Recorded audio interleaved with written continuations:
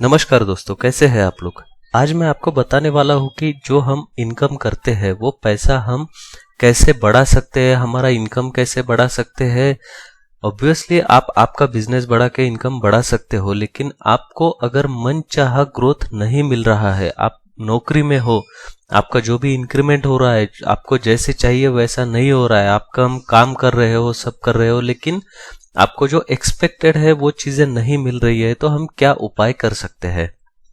तो दोस्तों, इस उपाय के लिए आपका जो भी इनकम सोर्स रहेगा, यानी कि आपका जॉब रहेगा या फिर आपका बिजनेस रहेगा, जो कुछ आपका इनकम सोर्स है, जब भी आपका मंथली इनकम उस सोर्स से आता है तो आपको एक बात ध्यान में रखनी है। हम पैसा खर्च करते हैं, जो कुछ हमारा फाइनेंशियल प्लानिंग है उसके हिसाब से आपका जो कुछ ईएमआई रहेगा या मंथली एक्सपेंसेस रहेगा या इन्वेस्टमेंट रहेंगे, ये सब चीजों में आप पैसा खर्च कर देते हैं। ठीक है, अच्छी बात है, आपका इन्वेस्टमेंट है, सब कुछ चीजें हैं, लेकिन हमको एक बात ध्यान में रखना है कि जब भी आपका पैसा आएगा तो आपको एक आदत लगा लेना है खुद को कि जब भी ये इनकम है, कोई भी इनकम सोर्स है, पैसा आने के बाद उसमें से आप कुछ भी डिसाइड कीजिए अमाउंट।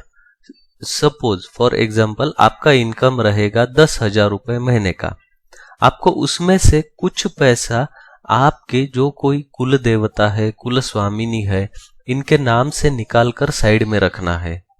यानी कि हम ये जो है हमारा एक रिस्पॉन्सिबिलिटी होता है, इसलिए हमको ये पैसा उनको दान करना बहुत जरूरी है। अगर आप इस प्रकार से उनका एक आप जो कुछ डिसाइड करोगे, 100, 200, 500, 1000, जो भी आपके यथाशक्ति जिसको हम बोलते हैं, यानी कि आपके मन के अनुसार आप ये हिस्सा, लेकिन आपको एक बात जरूर ध्यान में रखना है कि ये आप एक बार स्टार्ट कीजिए, हर महीने आपको इसको निकाल के रखना है, ये आपको ध्यान में रखना है।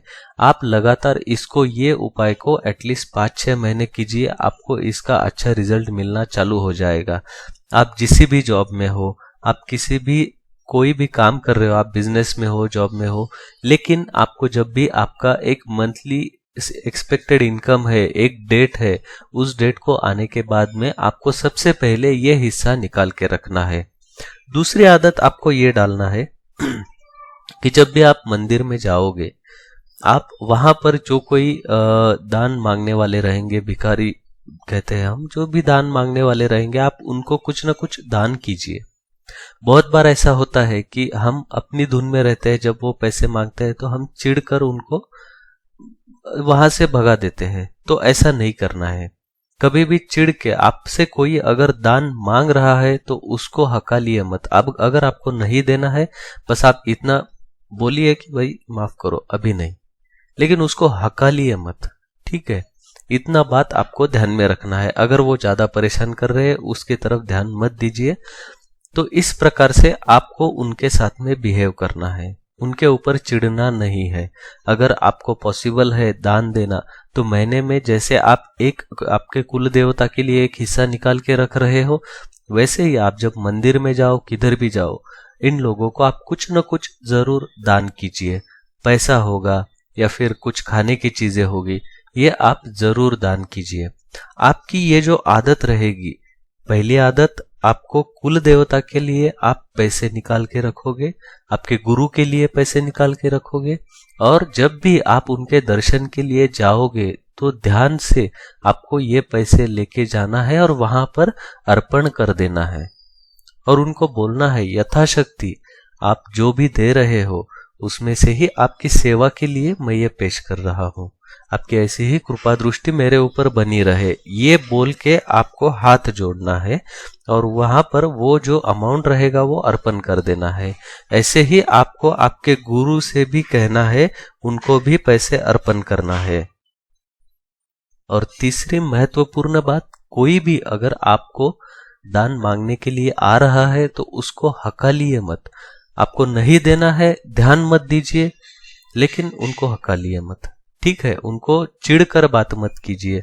ये जो होती है सब चीजें, हमारे कुल देवता, हमारे गुरु, ये जो जो किन लोगों को हम दान करते, ये सभी जो है ये सभी को हमको कभी भी इनके ऊपर चिढ़ना नहीं है, गलत भाव मन में नहीं रखना है, यथाशक्ति दान करना है। आपको इससे दुगना मिलता रहेगा।